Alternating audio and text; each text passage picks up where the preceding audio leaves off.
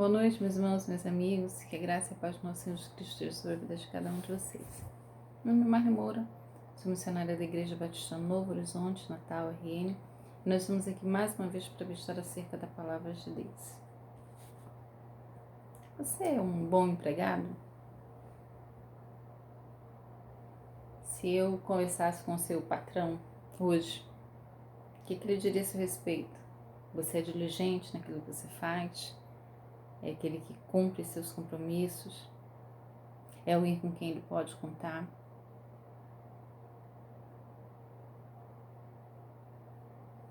E se eu pedisse sua ficha funcional hoje ao Senhor? Se eu tivesse poder para fazer isso, o que eu encontraria lá? Quais as notas estariam registradas? O que poderia se dizer a seu respeito?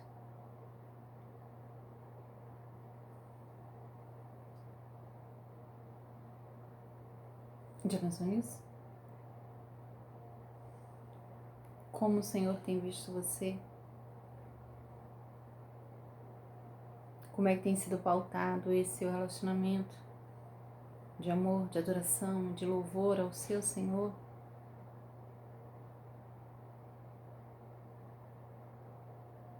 Buscai em primeiro lugar. Buscai ao Senhor de todo o coração.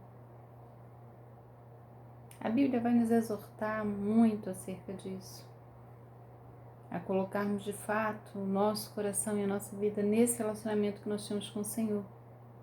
Mas muitas vezes nós temos nos perdido, deixando com que o nosso coração se envolva com tantas coisas.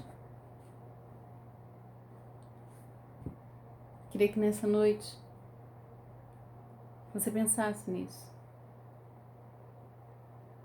no relacionamento que você tem mantido com o seu Senhor.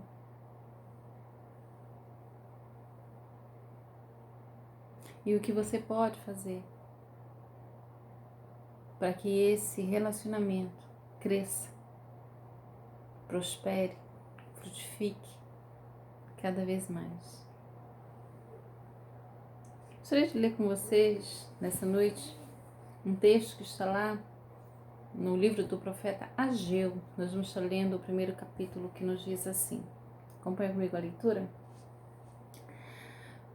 No ano segundo do rei Dario, no 6º mês, no primeiro dia do mês, veio a palavra do Senhor pelo ministério do profeta Ageu a Zorobabel, filho de Sealtiel, príncipe de Judá, e a Josué, filho de Josadaque, o sumo sacerdote, dizendo: Assim fala o Senhor dos exércitos, dizendo: Este povo diz: Não veio ainda o tempo em que a casa do Senhor deve ser edificada.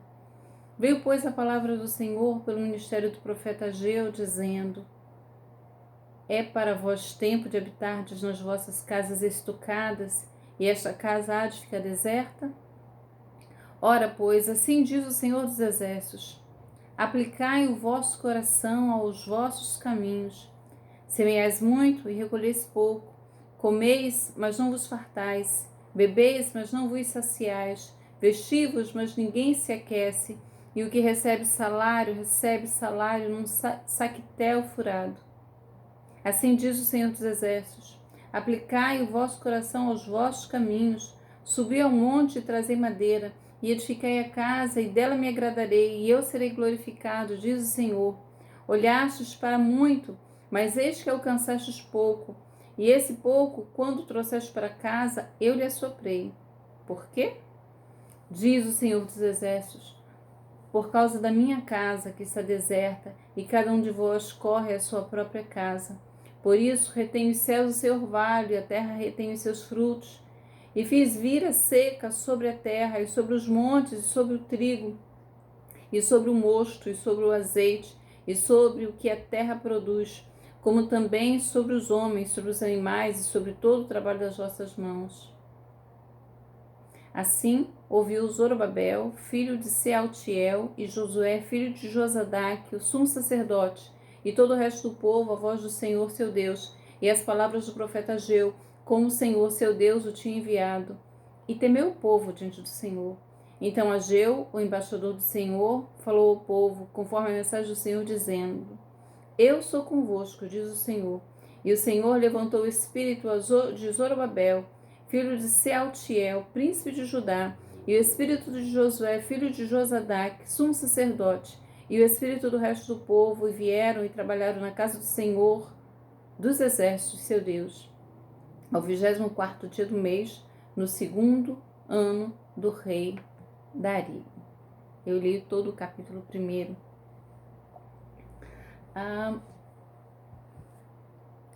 O profeta Ageu, ele pertence àquele período que nós chamamos de pós-exílico, quando eles saem da Babilônia e voltam para Jerusalém. E esse é o período pós-exílico. E ele, o profeta Ageu, ele faz um apelo tanto aos governantes quanto ao povo para que eles possam construir, reiniciarem aí a construção do templo, da casa do Senhor, que já estava parada há muitos anos.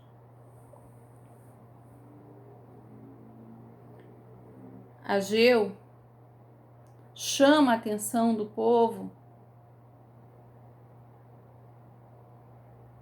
com a mensagem que ele traz da parte do Senhor, dizendo: olha, vocês estão dizendo que não é tempo, e quando é que isso vai ser?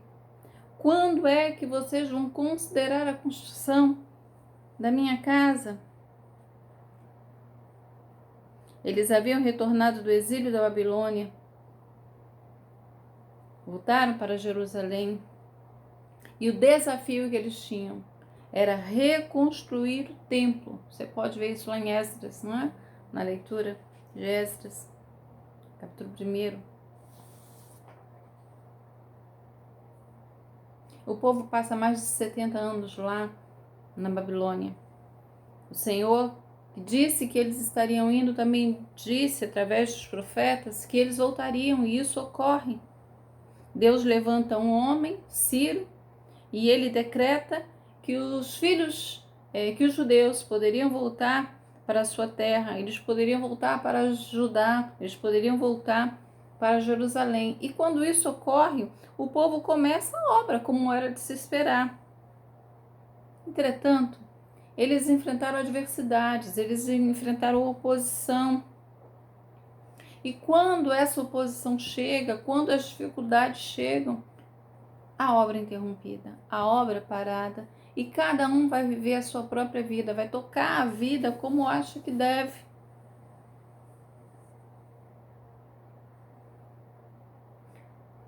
Mas note que o templo não era apenas uma construção, não era mais um edifício para compor a cidade. O templo era um lugar onde os sacrifícios seriam ofertados. O templo representava a presença do Senhor naquele lugar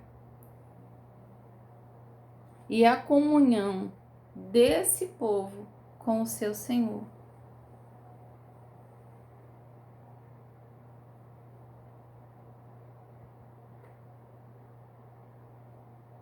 A mensagem do profeta Ageu, que Deus traz através do profeta Ageu, começa exatamente, toca exatamente na desculpa que o povo estava dando para não edificar o templo. Eles estavam dizendo, verso 2, você pode ver isso, não veio ainda o tempo em que a casa do Senhor deve ser edificada. Mas o que o templo representava? Então o tempo da presença de Deus no meio do seu povo não havia chegado? O Deus que de uma forma tremenda os tira da Babilônia, sem que eles precisam fazer nada. Traz de volta para a terra como ele havia prometido. Então o tempo de voltar para casa, voltar para Judá, voltar para Jerusalém chegou. Mas o tempo da comunhão não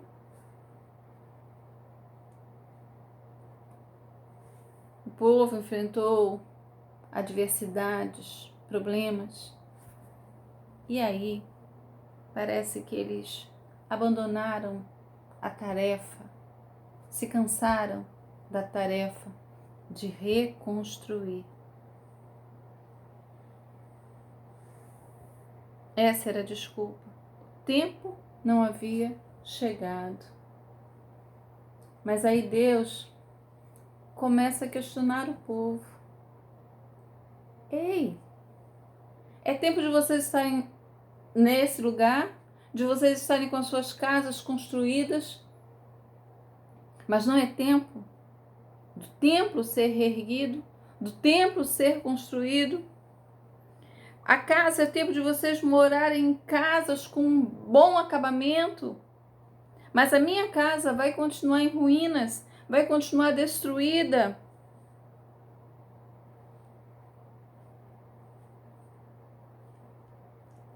Aí o Senhor diz: aplicai o vosso coração aos vossos caminhos. Em outra versão vai dizer, considerai o vosso passado. Considerai o vosso passado.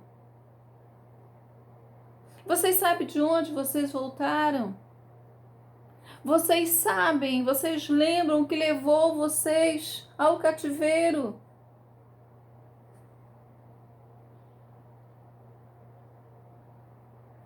Vocês sabem? Vocês lembram disso? Vocês trilharam um caminho errado. Vocês trilharam um caminho errado. Parem, pensem. Qual é o caminho que vocês estão trilhando agora, nesse momento?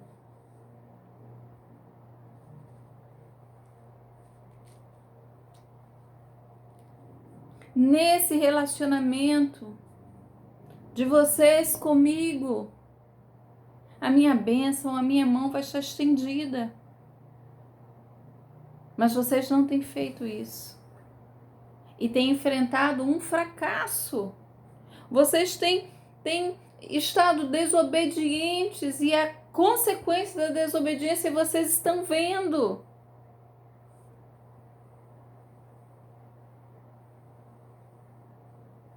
Vocês comem e não conseguem se fartar. Vocês semeiam muito, mas não conseguem ver o resultado dessa semeadura. Vocês estão vestidos, mas não conseguem afugentar o frio. Vocês recebem salário, mas não conseguem fazer nada com ele. Considerai o vosso passado. Aplicai o vosso coração. Pense no que vocês estão fazendo.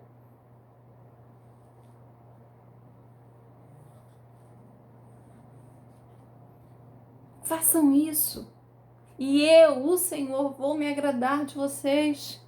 Eu vou ficar feliz. Eu vou ficar alegre.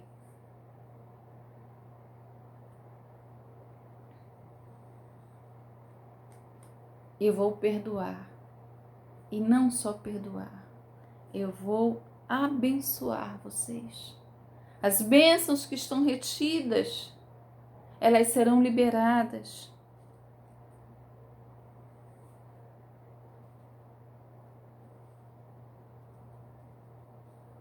É a advertência que Deus faz ao povo. Mas uma coisa bonita de você ver nesse texto é que quando eles recebem a mensagem, eles percebem que estavam trilhando um caminho errado. Eles percebem que não estavam andando na direção correta, que não estavam servindo a Deus como deveriam. E eles resolvem obedecer ao Senhor.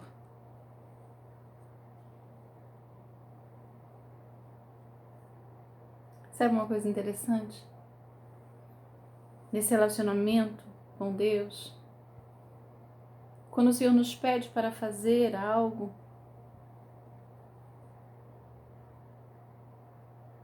a gente nunca faz só. O que nos chama é o que se responsabiliza para andar conosco e nos fortalecer na caminhada. Você pode perceber que Ageu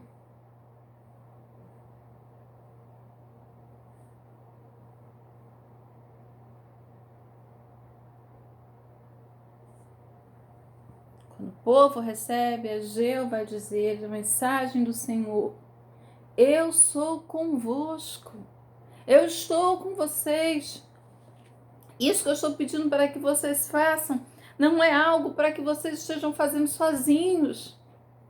Vocês vão colocar a mão na massa, mas eu vou estar aqui sustentando e fortalecendo a mão de vocês.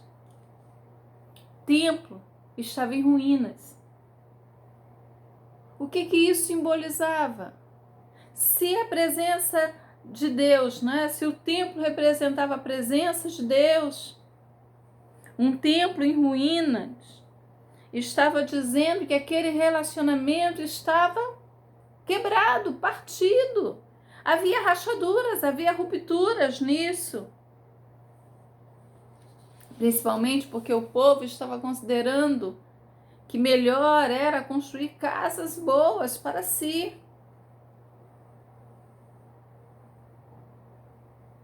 Mas o povo percebe que estava errado. Eles fazem uma avaliação, né, em relação àquilo que eles estão ouvindo e diz: não, nós vamos fazer. E aí resolve colocar o templo, a construção do templo, como prioridade nas suas vidas. Estavam dizendo para o Senhor: nós temos nos preocupado com as nossas próprias vidas, com os nossos próprios relacionamentos. Mas agora, nesse momento, sendo exortados pelo Senhor, nós reconhecemos o nosso erro, mas vamos colocar esse relacionamento nosso com o Senhor, a presença do Senhor em nosso meio, como prioridade. Considerai o vosso passado. Eles lembraram do caminho que trilharam e para onde esse caminho nos levou e resolveram dar meia volta e manter um relacionamento sincero com o Senhor. Se o Senhor dissesse para você hoje, nessa noite, considerai o vosso passado. Se o Senhor dissesse para você hoje: ei, aplicai o vosso coração ao vosso caminho.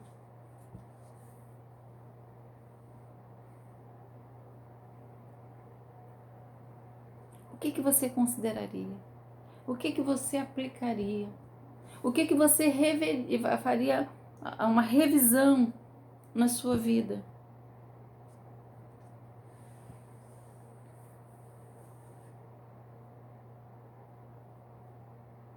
Considerai o vosso passado, os erros do passado não podem ser repetidos, principalmente se você sabe que os caminhos que você escolheu no passado te levaram para longe, para distante do Senhor. Considerai o vosso passado, aplicai o vosso coração, nos diz, nos lembra que nós precisamos priorizar o relacionamento, o tipo de relacionamento que nós queremos ter com o nosso Senhor. Colocá-lo de fato em primeiro lugar nas nossas vidas. E isso não pode ser feito de palavras.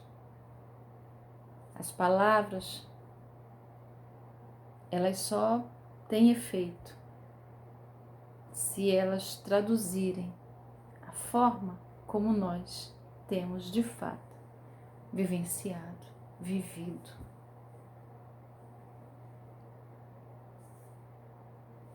Seu relacionamento com Deus,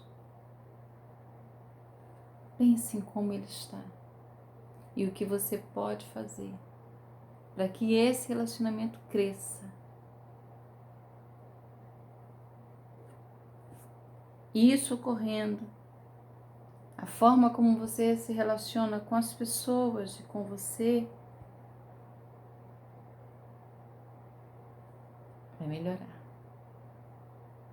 vai crescer, vai prosperar e vai cumprir os propósitos de Deus. Eu perguntei como, se eu conversasse com o seu patrão, o que ele me diria a seu respeito. Eu espero que nessa conversa a fala dele a seu respeito seja realmente algo bom de se ouvir. Mas lembre-se que a coisa mais importante, o que você deve priorizar sempre, acima de qualquer coisa, é o relacionamento com o seu Senhor. Aplique o seu coração, gaste tempo nesse relacionamento e que ele cresça, que a presença do Senhor na sua vida seja uma constante. Ele nos chama para esse relacionamento,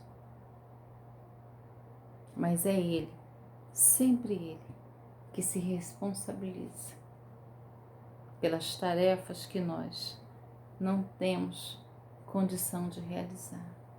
Ele diz, olha, vamos manter esse relacionamento e eu vou estar aqui, não vou arredar o pé, eu vou estar com vocês sempre. Eis que estou convosco, diz o Senhor. É que Deus diz no verso 3 do capítulo 1: eu sou convosco, eu estarei com vocês na realização dessa obra e até que estejamos todos juntos um dia na eternidade. Eis que estou convosco, o Senhor também disse isso. Eis que estou convosco até a consumação dos séculos. Deus abençoe você, considere o seu passado, aplique o seu coração aí nos caminhos que você tem trilhado. Grande abraço e até a próxima.